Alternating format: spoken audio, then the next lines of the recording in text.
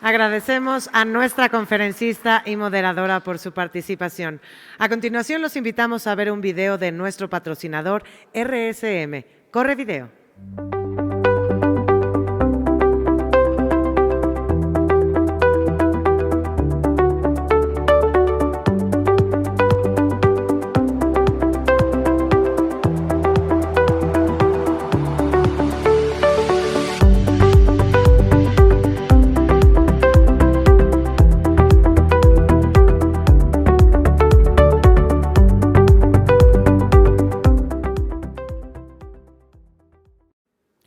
Gracias por continuar con nosotros en esta transmisión. Les informamos que nuestra siguiente conferencia será en idioma inglés.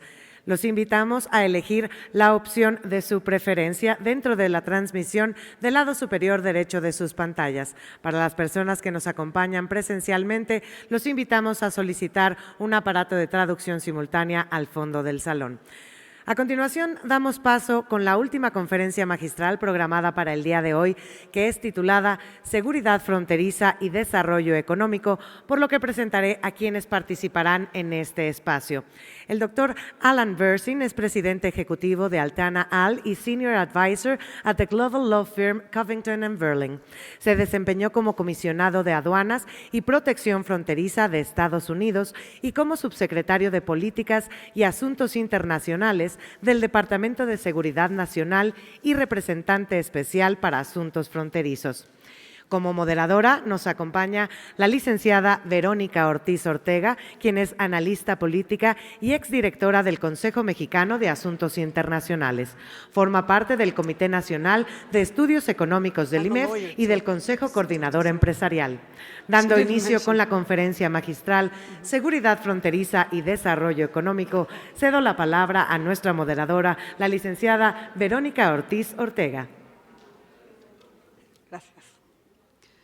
Muchas gracias. Qué gusto estar aquí y en primer lugar quiero agradecer a Ángel García Lascurain por la invitación. Es un privilegio además moderar la plática con Alan Bersin. Qué manera de cerrar, la verdad, estos dos intensos días. Felicidades al IMEF por este 60 aniversario. Se dice fácil, pero implica el trabajo y la dedicación de mucha gente y de mucho valor para seguir, la verdad, siendo un referente de la sociedad civil en México, siempre con una idea de promover el intercambio de ideas y hacer propuestas valiosas para la sociedad y para el desarrollo económico de nuestro país. Vamos a hablar de frontera y las implicaciones que tiene, y me parece que además el timing es muy especial porque justo, como sabrán, hace pocos días se reabrió la frontera con Estados Unidos después de haber estado cerrada por 20 meses, que no se había dado nunca en la historia, ni cuando sucedió lo de las Torres Gemelas, ni nada. Entonces, la verdad que es todavía un impacto que estamos por ver la duración y los efectos que va a tener. Pero tenemos aquí a un experto para darnos justamente su visión sobre el tema de la frontera en el corto y en el largo plazo, porque como miembros de la América del Norte, de la región América del Norte, como firmantes del Tratado de Libre Comercio, ahora del USMCA, la verdad es que tenemos una vocación justo de integración de la región y Alan Bersin nos dará sus puntos de vista, sus reflexiones. Lo que queremos hacer es iniciar con sus puntos de arranque y después abriré la conversación con la idea de hacerlo lo más interactivo posible, por lo cual les pido que si tienen preguntas las hagan y estaremos aquí con el equipo que nos la pasará para que podamos abrir la conversación. Por lo pronto arrancamos con Alan. Gracias, Alan, es un privilegio para mí. Gracias, Verónica, y quisiera darse las gracias también a IMEF y a Ángel para la oportunidad de discutir con Verónica el asunto de las fronteras.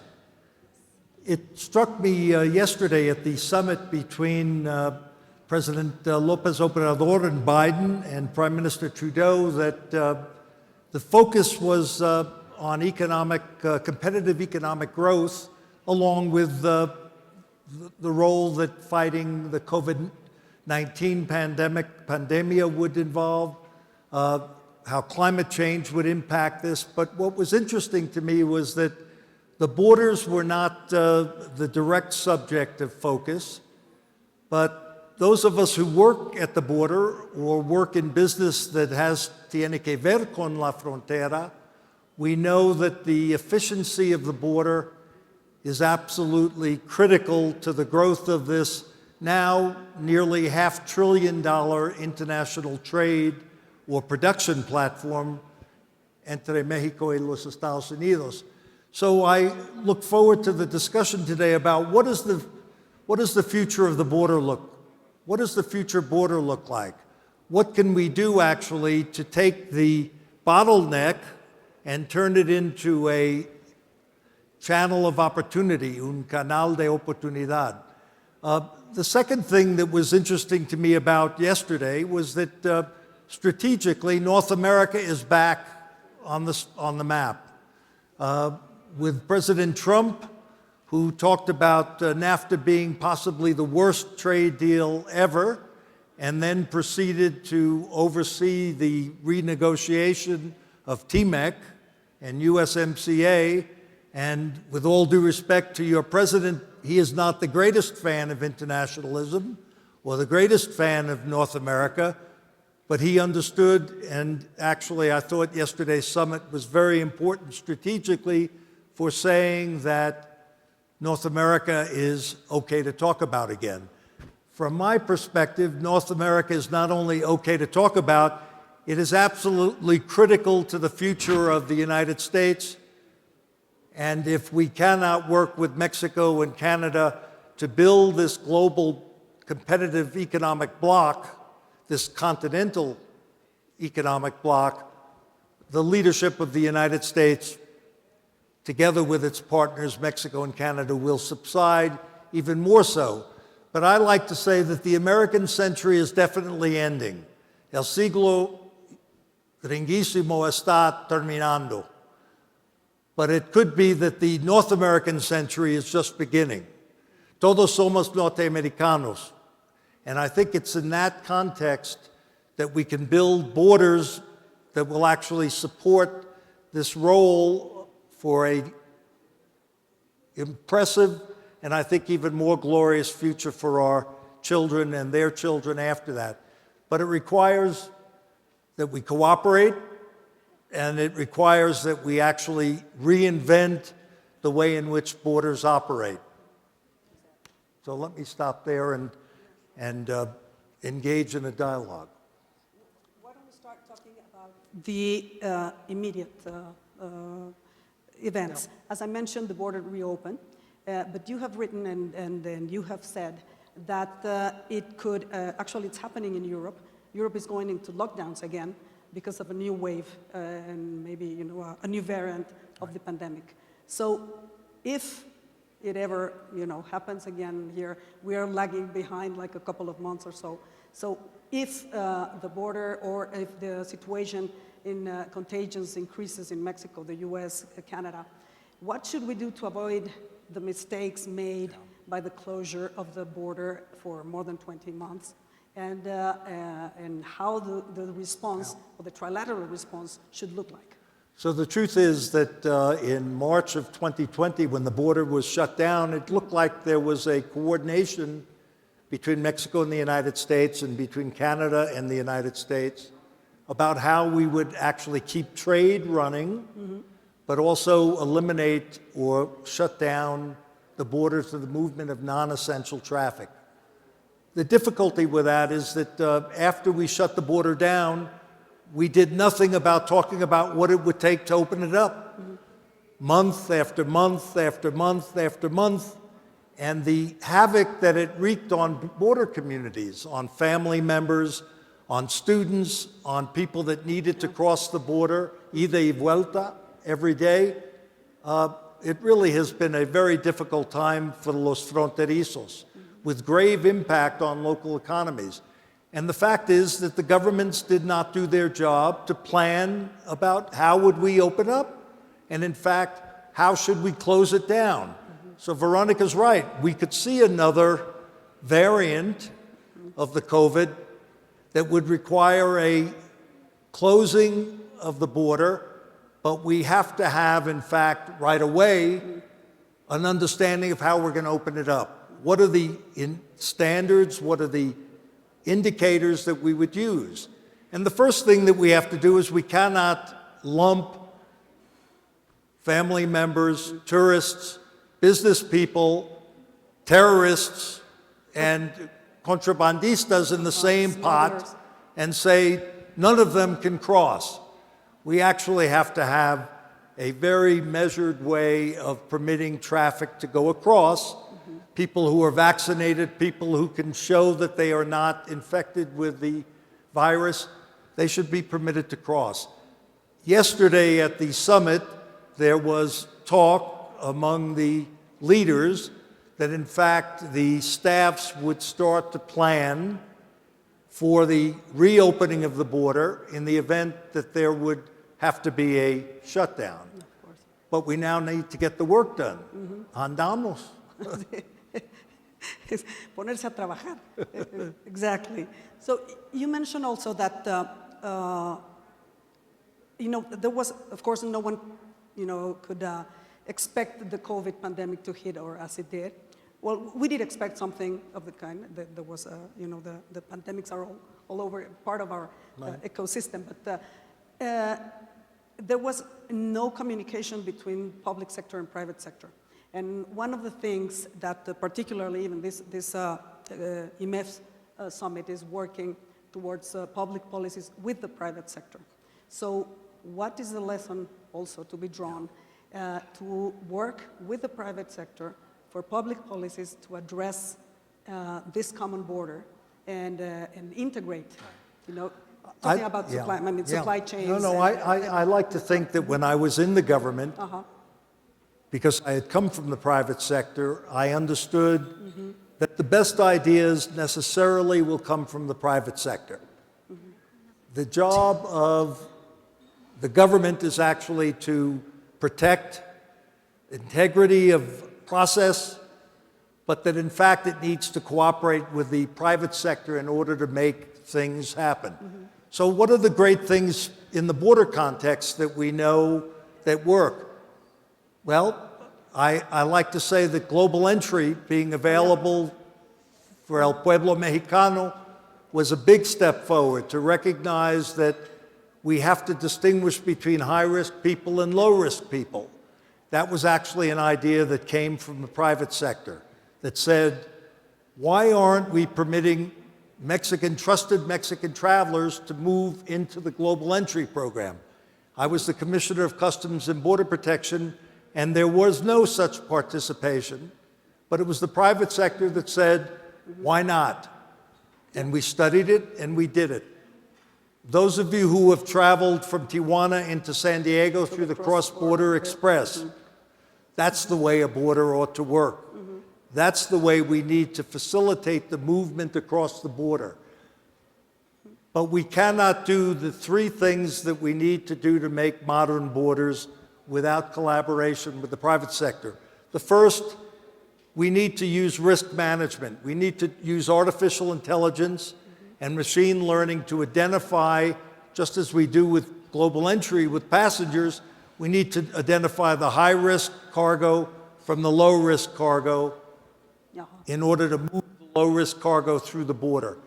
We need to have technology. We need to take advantage of private sector imaging technology so we can actually match the documentation with an image of what's in the container. That's technology that must come from the private sector. And then thirdly, we must have the support of the private sector in order to enlist the business sector. Unless IMEF and unless the chambers talk about this kind of collaboration, we will not be able to move. We now move $500 billion of cargo between the United States and Mexico. That will be $1 trillion within 10 years if we do this correctly, but we must have the infrastructure, and only we can do that if there's a public-private partnership financed by the private sector, but regulated in a new way by the public sector with fees that permit a reimbursement of the private sector funding. Let me give you one example. So if you go to the usual port of entry at the peak times, you see the lines in San Diego, Tijuana, Juarez, El Paso, stretch back miles into Mexico. People waiting with their engines running to cross the border.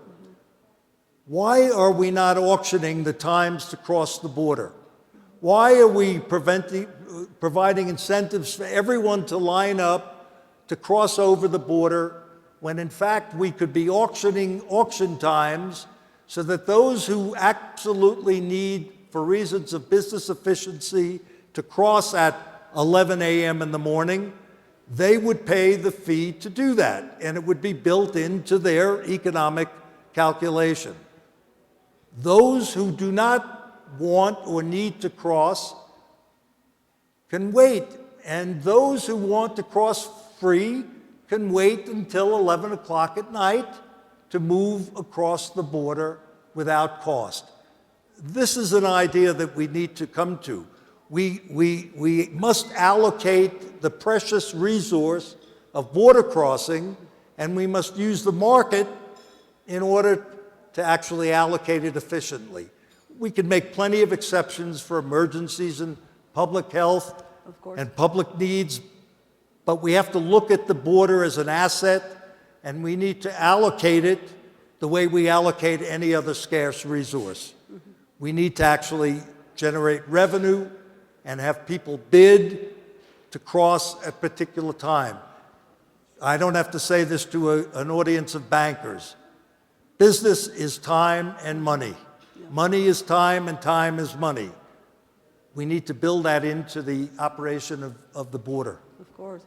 And you mentioned about the global entry system, and you're very modest, but I have to tell to the audience that it was thanks to Alan Bersin that Mexico got into the global entry system. So everyone enjoying a global entry card should give thanks to Alan Bersin because it was his idea. And exactly this vision of incorporating the private sector and the ideas, this collaboration, public-private, which in our country, particularly now, it's not well regarded. This collaboration between public sector, private sector, even for these public policies that are very cost-effective, valuable and efficient. And when we talk about efficiency at the border, particularly when we are talking, as you mentioned now, again about the North America region and the integration. I read that in an Economist, the Economist report, that China's economy is poised or set to become larger than the US in less than a decade, so by 2030. Right. So it only makes sense, to reactivate the notion of a North America integration, and as you say, this is in the North America century, as opposed to just the American century. So we should bet on it, and it only makes sense of that. But we do need these capacities, the ports of entries. We are now facing, particularly regarding with borders and the ports, the militarization because of the ports and of the border system, because of issues of international crime and corruption. Do you see this as something that is going in the right direction, or should we think again of how, in the longer term, is it going to be sustainable, or do we have to just modernize through private-public partnerships? And ultimately, will have to be a public-private partnership because the military is also a bureaucracy. It's not, and regardless of your view about whether or not it should be utilized in a civil function, my argument on innovation is that you will not get innovation from government bureaucracy. What you want is the recognition of innovation, but the long-term view requires that we have privately funded publicly regulated ports of entry. And that we actually operate the ports recognizing the public function so that people can move across it with no cost, but they cannot move across it at any time they choose. There's got to be a rational allocation of those times. But let me give you a vision of why it has to be a public-private partnership. Let's assume an auto plant in Querétaro, exporting, building on a shared production platform, cars for sale in Canada. Ultimately, what we want is when that finished car gets on the rail, on its way through Mexico into the United States, into Canada, we want it to be pre-cleared. This is not about waiting to get to La Linea, the borderline, to actually do the inspection and to qualify the cargo for passage through customs authorities, Aduanas or customs. We actually want it pre-cleared by the time it leaves the factory gate. And we do that in three ways. We do the targeting with classifying it as low risk.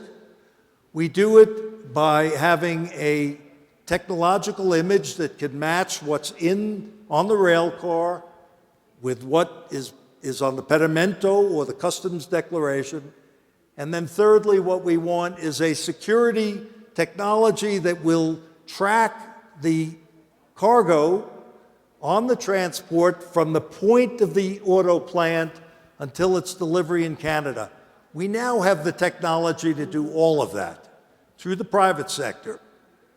We can actually do the targeting, we can do the imaging, and we can do the security function in a way that can permit us to pre-clear that cargo in Mexico for delivery to Canada. It's doable now, but it will not happen without the public and private sectors contributing what each has to contribute. And, you know, this one to me is absolutely essential to the growth of the continental economy, the shared production platform. North America accounts for 30% now of the planetary domestic product. 30% of goods are produced in North America. So I think the points you made, Veronica, on North America are absolutely right, with one friendly amendment. When I think of North America, the future, it certainly is the core countries of Mexico, Canada, and the United States. They are the la base. But this is a much bigger vision of North America, from Colombia to the Arctic, and from Bermuda in the Atlantic to Hawaii in the Pacific. That's what North America is. And when we incorporate those areas in, when you're banking, you bankers actually are banking continentally from Colombia to the Arctic and from Bermuda to Hawaii, that will be the kind of continental financial system that can finance these kinds of border modernizations. Okay, now, you're talking about this broad North America, okay, that precision. And of course, then you have to talk about Central America. Right. And that leads us to migration. Actually, it's one of our questions from the audience here. How do you see migration laws in 10 or 20 years? We're having a crisis, migration crisis, after skyrocket, more than 200,000 apprehensions at the border reached like 3 months ago. It's slowly starting to decline. But what we are seeing is a very different composition in the migration going in the flows. Yeah. We're seeing families now, not only male workers. We're seeing families. And we're seeing also people not only from the Northern Triangle, but from Haiti, from Cuba, from Venezuela, and also from Mexico. Now there is a percentage, correct me if I'm wrong, but almost 40% of Mexican immigrants going or pushing north. It might be expected because of the the slowness of the recovery, or the economic situation.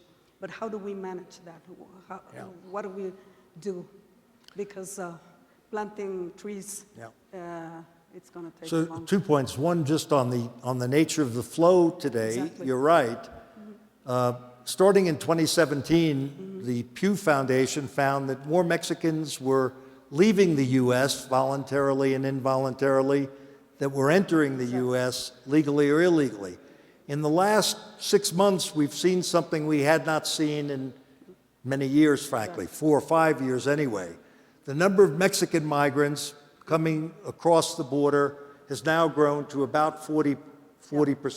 Last month, precisely, 39%. Central Americans are now down to 27% after being the large majority. And we see this large new influx, 37%, are actually what we call extracontinentales, or los otros, Cubans, Haitians, Venezolanos, but also the usual groups from Africa and from the Far East, Nepalese, Indians, who go to Brazil, where no visa is required, and then they travel up through South America con coyotes, with smugglers. And now the Darien gap between Colombia and Panama, between South America and North America, which was really impassable for most of the last 500 years, is now a highway for smuggled people, doing grave damage environmentally. But the point is that migration policy involves two things. You have to deal with the push factors out of countries. Why are Mexicans leaving now? Why are Central Americans leaving their country? Why are Ecuadorians leaving their country? It's the usual suspects: poverty, lack of opportunity, violence, family reunification. Those are the reasons. What we have got to recognize is that unless Mexico and the United States work together, we cannot do this. Now, President Biden, President Lopez Obrador agree that we need to develop Central America, and he's absolutely right. The maquila industry that started transforming Mexico in my part of the world, on the southwest border in California and Baja California, Sonora and Arizona, those low-cost industries need to relocate to the south of Mexico. But we need to have governments providing incentives for the business people to do that. As the level of industrialization on the Mexican border increases in terms of sophistication and so on. But the fact is that that takes a generation. It took a generation after TLC for the Mexican economy and Mexican society to benefit from the vastly increased trade, so that just under half of Mexican society is middle class by any standard. It seems to me that we have to recognize that we need a policy before we deal with the push factors successfully, and we have to deal with the pull factors that are pulling people toward the United States and through Mexico. And while the Trump administration was characterized by an excess of a lack of empathy, by a vindictiveness and an exclusionary approach, I would argue that the Biden administration suffers from an excess of sympathy. You cannot operate public policy like migration policy based on sympathy. Every migrant presents a heart-rending case, is a sympathetic case, but you cannot build a public policy based on the sympathy of individual cases. So we actually need to work together, as we have, to actually stem the flow and create opportunities for people to assert asylum, be treated fairly and in humanitarian fashion, not to be shoved this way or that way across the border without there being care for the human dimension of this process. But we cannot simply have an open border. If we have an open border, it will ultimately work politically to put power back into the hands of those who would close the border. I've become, I'd like to think I always was, I'm a radical moderate. That's a good definition. A radical centrist. We have to actually operate in the middle in areas like migration and not fall to either side with the problems that result therefrom.